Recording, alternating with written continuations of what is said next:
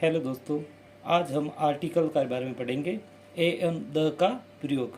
एक जब किसी शब्द की शुरुआत व्यंजन ध्वनि से होती है तो हम उसके आगे ए का प्रयोग करेंगे। अब व्यंजन ध्वनि की शुरुआत की पहचान कैसे करेंगे?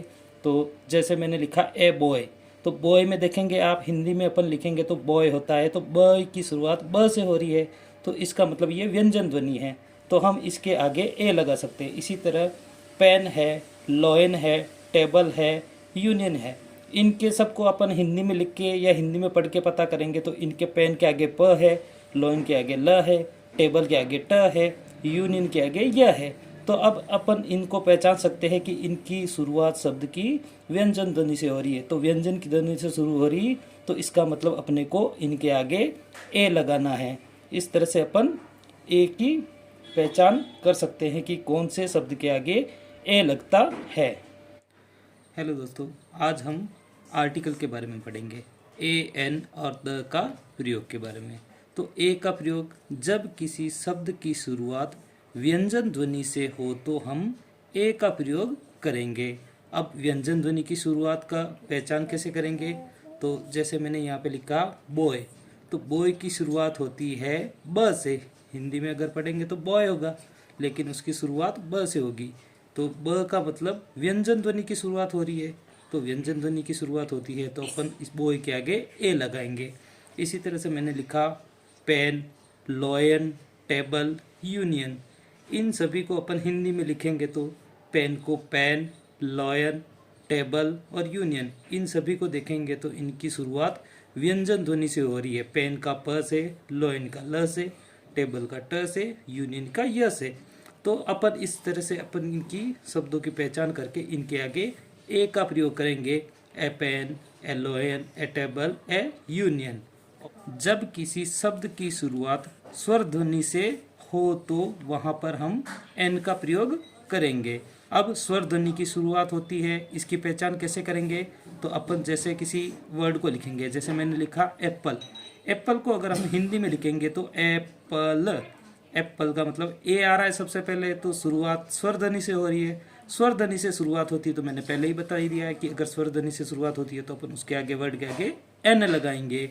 इसी तरह से मैंने लिखा over, orange, MLA, egg, uncle, aunt, और अपन अगर हिंदी में लिखेंगे इनको तो आवर, आवर का आगे मतलब स्वर ध्वनि है तो एन लगाएंगे। ऑरेंज में ओ स्वर ध्वनि है तो इसके आगे एन लगाएंगे। एमएलए में ए स्वर ध्वनि है तो उसके आगे अपन एमएलए लगाएंगे। तो इस तरह से किसी भी वर्ड के आगे स्वर ध्वनि की शुरुआत हो रही है तो उनके आगे हम एन लगाएंगे। द का प्रयोग कौन कौन से शब्द के ऊपर लगाते हैं? तो कुछ यूनिक लोग होते हैं या कुछ यूनिक वस्तुएं होती है तो उनके लिए अपन क्या करते हैं? द का प्रयोग करते हैं। जैसे अर्थ, अर्थ एक ही है तो ये यूनिक चीज़ है तो उसके आगे द लगाएंगे। द वर्ड एक ही चीज़ है तो उनके आगे अपन द लगाएंगे। द सन यूनिक चीज़ है तो एक ही है तो उसके आगे भी हम द लगाएंगे। The moon, the sky, the principal, school में प्रिंसिपल भी एक होता है तो हम द का प्रयोग करेंगे। या फिर हम किसी जाति या समूह का बोध करवाते हो, ऐसे शब्द होते हैं जो किसी समूह का बोध करवा रहे हैं। जैसे द पुअर, पुअर कोई एक व्यक्ति नहीं है, पुअर एक समूह हो गया। द ओल्ड, यंग, यंग भी हो सकता है। द रिच, इस तरह से कोई एक समूह या जाति का बोध करवाता है तो उनके आगे अपन द का प्रयोग लगाएंगे। या फिर कोई स्मारक हो, भवन हो, संग्रहालय हो जो प्रसिद्ध हो तो उनके आगे भी अपन द का प्रयोग करते हैं। जैसे अपना रेड फोर्ट है तो उसके आगे द लगाएंगे। हवा महल है तो उसके आगे भी हम द का प्रयोग करेंगे। ताजमहल है तो उसके आगे भी अपन द का प्रयोग करेंगे। या कोई नदी हो, सागर हो या नहर हो तो उनके साथ पे भी अपन द का प्रयोग करेंगे। जैसे गंगा नदी है तो गंगा के आगे the Ganga. The red sea, लाल सागर। The Narmada river, the Hind Mahasagar. इस तरह से कोई भी नदी, सागर या नहर हो तो उनके आगे अपन द का प्रयोग करेंगे। और आल और होल शब्द के पहले भी अपन द का प्रयोग करेंगे। जैसे all the student, all the members of committee, the whole family, तो इस तरह से हम द का प्रयोग करेंगे। कुछ शब्द ऐसे होते हैं जिनके आगे आर्टिकल का उपयोग हम नहीं करते हैं, तो आर्टिकल का प्रयोग कौन से वर्ड में नहीं होता? जैसे किसी व्यक्ति का नाम है, तो जैसे किसी व्यक्ति का नाम है राहुल, तो राहुल का नाम के आगे ना तो ए लगेगा, ना एन लगेगा और ना द लगेगा, क्योंकि एक व्यक्ति का नाम है वो।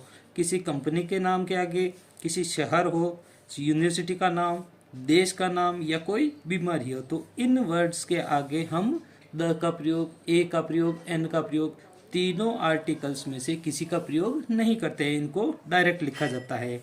इन नाम के साथ आर्टिकल एन एन द का प्रयोग नहीं किया जाता है। अगर आपको ये वीडियो अच्छा लगा है तो प्लीज़ सभी इसको लाइक करें, सब्सक्राइब करें इस चैनल को, और आगे भी आपको इस तरह की छोटी छोटी जानकारी मिलती रहेगी। धन्यवाद।